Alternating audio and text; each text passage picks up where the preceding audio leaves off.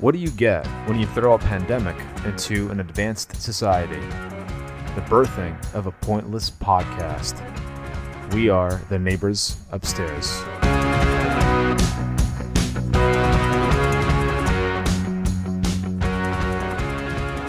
Hello, neighbors. It's neighbor on the left with you again with neighbor on the right. What's going on, Righty? Hey, man. How you doing? I'm pretty good. We have another really cool guest. I'm excited to talk to him because we have a lot in common. We come from a similar place, similar area, and he's also a comedian, a really, really, really funny comedian. It'd be weird if he was an unfunny comedian, although there are those as well, but we won't talk about them. His name is Natan Badalov, and yeah, Natan, how are you? Hey guys, what's going on? Thank you for having me. Absolutely. I want to just start off the bat really quickly with you. You're a comedian during this time, during the time of COVID-19, a quarantine. You know, things are getting, I guess, a little bit better. Feels like fool's gold. Everyone's going outside now. But during the time of the quarantine where everything is kind of bubbling up, you know, what was it like being a comedian during that time, the peak COVID-19 time? That shit was ass, bro. It was fucking terrible. Everything was you mean the peak isn't like right before everything closed down? No, like when everything already closed down, right? Oh yeah, that shit was terrible. It was really, you could see how worthless you are in the grander scheme of things, in the sense of how irrelevant your job is. Arts and entertainment is phase 5 because no one gives a shit. No one needs it. I actually have been listening to more comedy during this era. What'd you say? I've been listening to more comedy in the last 3 months because I feel like I need more comedy in my life, you know? Yeah, that's fair. I guess, yeah. But then that's like recordings and shit like that. I just meant in the sense of like, as a content creator, right? Like for people doing stand-up and shit, you just go like, oh my God. You need so many things to do what you want to do. You need a stage, you need a group of people, you need a mic, you need all these things. And then you just go, all right, you just have to be like an amoeba or like a chameleon. You just got to go, all right, what else am I good at? How else can I provide, maintain creativity? And that's kind of, thank you for leading me into that, because that's my question, right? Going to open mics, stage time, it's kind of like going to the gym for a bodybuilder, right? That's how you stay big. Thank you, Reddy, for flexing your guns. Good for you. Good for you, man. Yeah, man. It's great arms. It's really weird, right? You were saying phase 5. It feels like phase 10 is comedy. No one's really giving a shit. You're not an essential worker, although I feel like comedy right now is pretty much essential. We need to laugh, especially during this time. So there are places, cities and states where they have opened back up. When was the last time you actually got on stage? I have the recording in my phone. It's like March 15th or 20th. And I remember that day. I remember how much I judged people that day. I was in the venue and I just looked at all the other comics and I went, how dirty are these motherfuckers? I don't want to touch anybody here. And I should not have. I felt very irresponsible being there. How are you going to feel when you come back? I feel like, because I did some open mics too earlier this year, which was really fun. But I'm a germaphobe, and I have problems, getting too close to the mic. And that's kind of what you got to do when you get on stage. You got to get close to that mic. Yeah. So what's that process like? Do you bring a sock? You bring a sock. Did you see that? What they've been doing is, I have a friend. He went to I think he went to what? Utah or Arizona, one of those states that they've opened back up, and they started stand up. He told me that they sanitized every mic.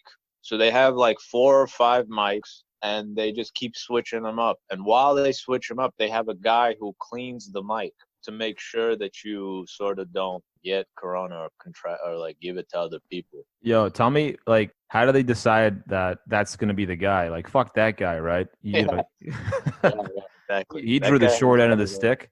Yeah. That guy's probably like what do you call it? An intern or something like that. Yeah, I mean, you can get as many interns as you want. We'll keep you for. That's exactly why you're here. Dip mics in Purell. Dip electronics in Purell. Don't worry about getting electrocuted. It's okay if you die. We have another one of you. That's How it was. That's how it was. That's how it is now. But I don't know. It just all seems irresponsible to me. But I don't know. I guess if they find a way to do it. So it doesn't really sound like you're in a rush to get on stage because it seems like you are kind of worried. So what is that like? It's the threat of death, man. So you don't give a shit. You're just like, let me just wait this out. Yeah. Yeah. Why not? I mean, haven't you guys been sort of feeling more like appreciative? And it just brings you back down to earth in terms of your priorities. Like the people that you spend time with now, like during this, I mean, this is for me, I should speak for myself. The people that I contacted throughout this whole coronavirus, the people that I've spoken to, those are the people that you're actually going to speak to. You know what I mean? Those are like your close quarters people. So it kind of really brings things back to earth. For me, anyway, it did. Yeah, I hear that. I think it's kind of a little bit different for me and perhaps for Righty, just because we've been probably reaching out to more people that we haven't spoken to in a long time for this show. So it's been a really weird thing for us. I feel like I'm talking to way more people than I'm used to. And in terms of asking for guests and stuff? No, just like talking to people. Yeah, like forging relationships, forging bonds.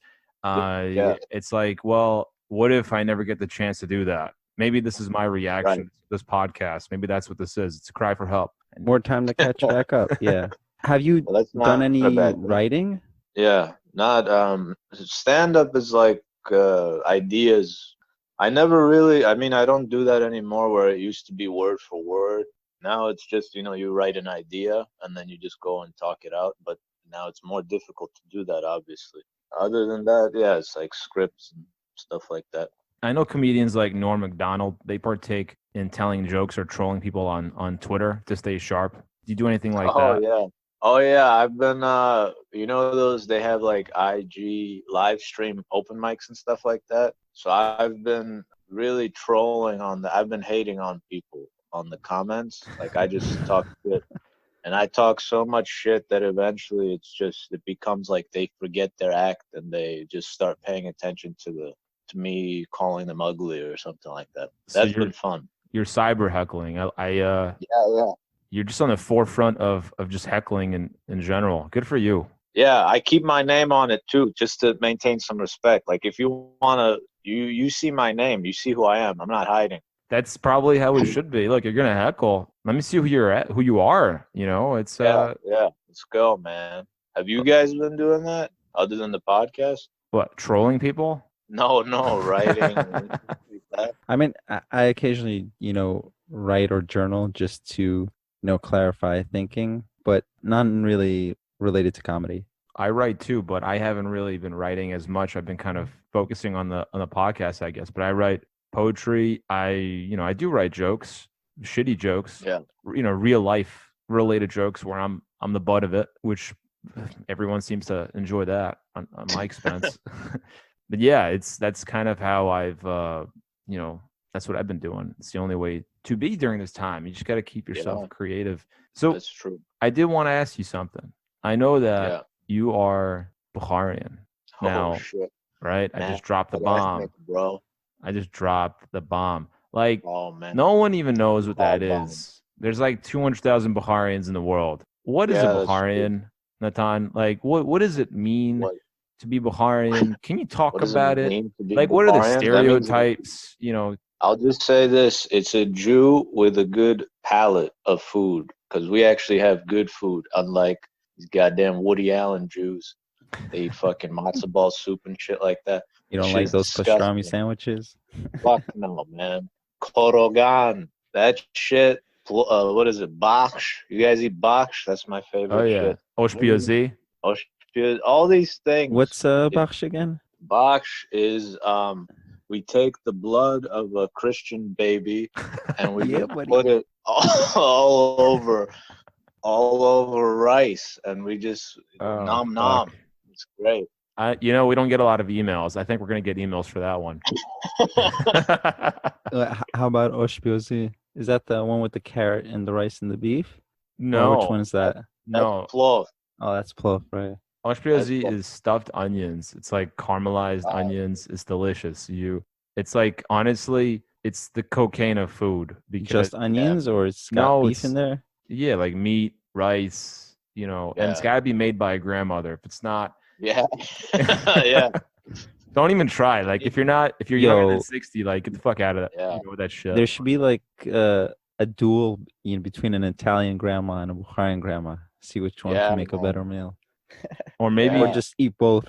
Yeah, maybe there should be like a restaurant. I'd hit up every single restaurant that is owned by an Italian and Bukharian grandmother. Maybe she's Italian and Bukharian. Shit, that's like that. Italian That's what. and Bukharian? Yeah, I think that's what causes peace on earth. Food. Yeah. But like, what is it? Like, what does it mean to be Bukharian? Because you're a Bukharian and you're a comedian. That's really not something that is really, I don't know, common in your community, right? No, it's usually one thing when I say I don't even say I'm Bukharian. I try to make it funny on stage, but it's just so much explaining. I feel like it's like a history lesson or something like that. So I just say Jew, just because, and that's like I guess I just haven't gotten around to getting a better take on it. And because we don't really have a context in America. We really don't, not yet. Like our main thing is being a barber, being a jeweler, like these kinds of things. And that's what I get yelled at. I remember some guy heckled. He's like, you guys cut good hair. This one fucking guy yelled at me. And I'm like, just good. You couldn't say great. You couldn't say just amazing. Good. Just good. I don't know if you've seen Uncut Gems. Yeah, that's with Adam Sandler. Yeah. One of there's a Bukharian in that movie. He's the one that's like assisting, I guess, Adam Sandler in his shop. The one that's like always pissed off. Obviously, he's always pissed off, and he threatens to quit all the time. Right. He's basically a little bitch. That's how they want to portray it, which is like, whatever. I feel like I'd be a little disappointed if that's the only representation of Bukharian, but no one knows what the fuck a Bukharian is. But like, I've been doing more research about Bukharians. Bukharians kind of came here all at once in the early 90s, but there were some that came earlier, like in the 70s and 80s. There is one Bukharian that we kind of spoke about it a couple of days back. There's one Bukharian who is kind of well known in Hollywood. His name is Alik Sakharov. And I don't know if you looked him up after we had that conversation. I tried to look him up, and all I found were dentists with that same name. I don't know why. Well, he's really. So what about him? Well, he's a fascinating character. He is a cinematographer. He has a crap ton of credits, and he has like Game of Thrones on his biography. He's got The Soprano. Did I just say biography in his resume? Biography. I guess all in all, someday in his biography, that's also not too bad. But you got The Sopranos, you got the show Rome, Sex and the City. Right now, he has a lot of director credits for the show Ozark, The Witcher, House of Cards. I mean, all these top shows that you're thinking of, he probably has like a fingerprint on it. Would you see it on his IMDb biography? Yeah. That he's Bukharian? Thank you. Yeah, actually.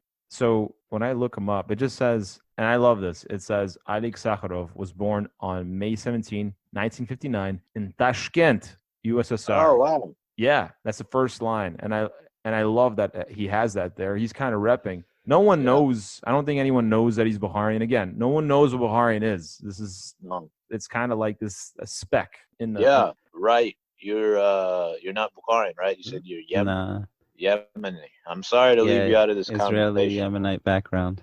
I'm sorry, man. Sorry about that. It's all good. Yemenites are great too. I heard they cut good hair. All right. Dude, they make good food. They make amazing food. Yeah. Like they have this thing called Jacques Noon. I don't even know what it is. I just know when I have Jacques Noon, I feel like I'm about to die, but I'm like happy. You know what I mean? Yeah. It's coma food. It's a nice like oily dough bread, basically. Like naan? I feel like that dude from the diabetes commercials that says diabetes. I feel like that dude. You just reminded me of this amazing commercial I saw yesterday where it was about some ice cream brand, and it was this chick that's probably 5'5", 150, so she's fat, no offense, and Yeah. she's just dancing around thinking about, I should go work out, I should go on a diet, but then she just grabs the ice cream. Nice. All feelings, Is that baby. like the metaphor for Yemeni food? I feel like there should be someone out there on YouTube that takes that commercial and then cuts it with that diabetes guy. Yeah. You're having a good time now, but wait for that amputation later on down in life. I know. I made it all dark and shit, but that's what I do. Sorry. My experience with the commercial was it just felt absurd, It just felt as if good common sense has literally been flipped on its head, and people are now just convincing people through marketing that they should just completely indulge and have no discipline, and that discipline is useless. Yeah, man. It's capitalism. You guys know who Jenny Slate is? Oh yeah, I was actually talking about. Did you guys hear about this? Oh, sorry. I don't know if you have to tell your audience what happened. Jenny Slate is a comedian, a white comedian who plays a black cartoon character on an animated series called Half Black. That's true. She's half black. Yeah, so she's a character on an animated series called Big Mouth, and so she said she's stepping down from the role. She believes, black people should read for or play black characters, even in fictional situations. And this obviously applies for all races, right? That's what I'm assuming. So, like, I'm thinking to myself, like, dude, Cleveland from Family Guy is played by a white dude. He left too. He left yesterday. All right. See that? Fuck, man. And I I didn't realize Cleveland was played by a white dude. Kristen Bell. Kristen Bell also. She also played a black cartoon character, and she also stepped down. So I'm also thinking about other characters too, man. Does it apply to gender too? Like Ash from Pokemon is played by a chick. Well, this is the thing that I was talking about with one of my friends, where we didn't agree on this. But in the beginning, my argument was like, if you're gonna take it that far, why don't you take it to like profession? Why just stop there? Like why? Like if the voice or the character is a plumber, you can only hire a plumber. But my friend's point was, it has to do with opportunity. So the reason that Jenny Slate did that, I think she thought that she was allowed to do that, is because the girl was also half Jewish, I think, and she's Jewish. So she thought she had an ownership to play that role, which is fair. I understand that, but it always has to do with white people sort of not giving minorities opportunities. That's the main issue. And I guess, that makes sense. Like if a white person plays a black role, it's like, why didn't you hire that black person to, voice that character? I hear that.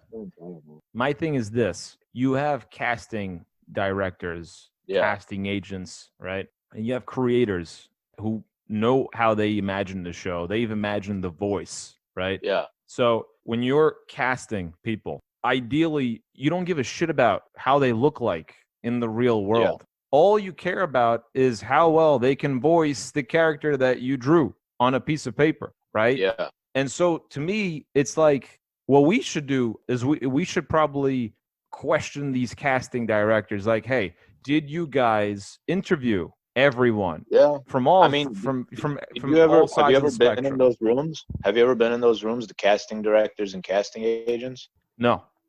They are some of the most unaware young white people I've ever met in my life. They are the most educated in the sense of reading a book, and uneducated in the sense of life experience based on what I've seen. And they are in charge. I mean, casting director, I'm not saying it's the most important job, but they play a very big role in the sense of like representation and all that other shit. It's like they're the reason why certain people are on the screen. So if white people are comfortable with a white person being on screen or being voiced or anything like that, it's like they're not just talking about like who's comfortable for the role. They're like, I don't know. I'm bringing personal.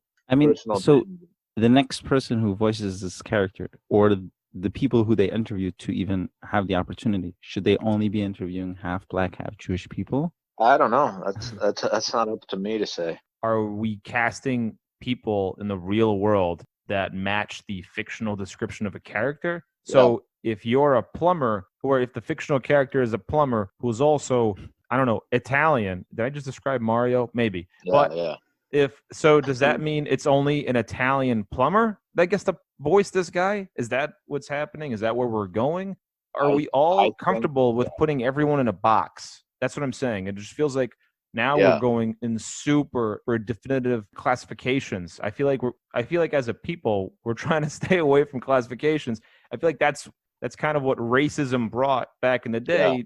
This whole class thing where like, oh, this is better than this is better than that. I thought we were going away from that. I thought we were walking away. I feel like the intentions for things like that are there in terms of like, you know, it's good intentions. Like Jenny Slate is a rich, from what I can tell, she's a rich, famous woman. She's not going to be hurt by this. She has opportunities and stuff like that. And the role will go to someone that's been, you know, half black, half Jewish. There's still somewhat like, it's based on, you know, you living in America, they've experienced racism and they probably didn't have as much opportunity. But it's like, if you want me to be honest, I actually think these are all like band-aids. I think these are all band-aids in terms of like, I remember seeing this one meme, and this is, because I don't read anything, but I saw this one meme that condensed this information really well, where on top it said like, we want systemic racism to end. We want to end redlining in terms of property value. We want black people to be able to gain property. We want them to not, you know, be represented. We want jails to not be privatized. We want all this shit, right? We want all this, the root of the problem. And then in the bottom, it's pictures of society just going, yeah, we're going to paint Black Lives Matter on a street. And we're going to give you a sign that says Black Lives Matter. And we're going to write blogs. And then the bottom is like, yeah, we didn't ask for any of this. That's not helping. It's same as defunding the police. Crime has gone up, not down, especially in black communities where crime has been an issue to begin with. Yeah, I don't read, man. You know, there are fireworks going off every single night. And then you also do have crime going up in New York City. And my whole thing is there correlation here? I don't know. I don't know what's going on. Why are these fireworks? I'm very conspiracy. I believe in conspiracy theories. I think it's. Are people being shot while these fireworks are going off? You know what I mean? To just never know. To paint I'm just so confused, man. It's just so weird. You know, I think old white people have bought up all the fireworks in Pennsylvania and just mailed them to anybody that wants them, and they just blow them all up. That's my conspiracy theory. I think it's also a problem of people not wanting to talk to each other. I think people aren't listening to one another. I think that, like you said, it's all good intentions, but people they're not being patient with one another. Like, look, yes, I haven't traveled in your shoes, Natan. I haven't traveled in righty shoes. I haven't traveled in many people's shoes, but what I do know is that I am open-minded. I want to learn. I want to listen. And obviously to that, someone might say, well, we tried talking. We tried having a conversation. And that's exactly why we're going to start throwing rocks through your window. We need more and better honest conversation. I mean, think about blackface, right? Megyn Kelly was only trying to have an honest conversation about it, but she got booted off by the same network that put on 30 Rock, that had as Jimmy Kimmel, right? Who's done it in an insulting way with trying to imitate Karl Malone. And trying to have that if we can't have that honest conversation, there is no reconciliation. There is no fixing. So hold on. So Megyn Kelly was on NBC, and you're thinking about Jimmy Fallon also, because he also did blackface, and then Jimmy Kimmel did blackface, but he wasn't doing it in an insulting way. He was just trying to represent his friend, someone he knew in Chris Rock. So he was doing Chris Rock, and Jimmy Kimmel was doing Jimmy Kimmel was doing he's on Karl ABC. Malone. Yeah, he was doing Karl Malone. But NBC did put out 30 Rock with blackface. It's totally we can't have double standards. No, but like, so what's the solution here, man? Like, you can't ignore it, right? Do you feel like at the end of the day, you know, we kind of got to laugh about it and then laugh together and kind of try to move into a I don't know, like this new direction? Well, I mean, all I can say from what I've seen is like the fact that people are sort of paying attention to what's going on. So hopefully change will come from it. But a positive change. And this is my, by the way, this is my PC answer. I really don't know. I don't know what I don't. I'm not informed in all this, and none of my opinions about these topics are really that. I don't have like any new takes on these kinds of things. But Like that's my the thing. takes are what a liberal New York Jew would think about.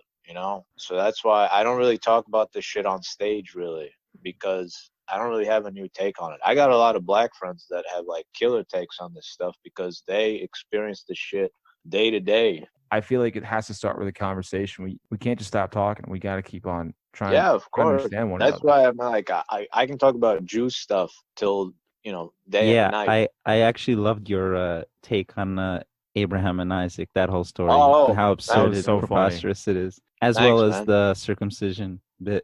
Thank you, man. Anyone That's all I listening, think about. well, Cut anyone dick. listening, please go and listen to Natan Badalov on Instagram. The dude is, again, hilarious. He has some golden bits over there. And, like, I just want to ask you, like, is there anything you want to plug? Because we will be ending pretty soon, but, like, is there anything you want to? I actually have hopefully it's gonna come out soon. It's a cartoon. It's a little short cartoon about my time in Hebrew school, loosely about my time in Hebrew school when I was in a Jewish day school. It's gonna come out on my Instagram, YouTube.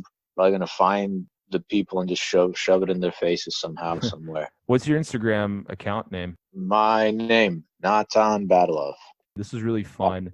Natan, it was a pleasure to have you on. Thanks for having me. Hell Everybody yeah. that's listening to this, Google Bukharian Jews, please. Don't forget about it. Righty, as always, it's been a pleasure. And I want everyone out there to just be safe. And again, have a conversation with your friends, have a conversation with your family. Just keep talking. Don't stop. Please, whatever you do, just don't stop. Just try to find out more about everyone. Okay. Hell yeah. Information is power, and introspection is, I think, infinite power. Have a great day, and stay safe.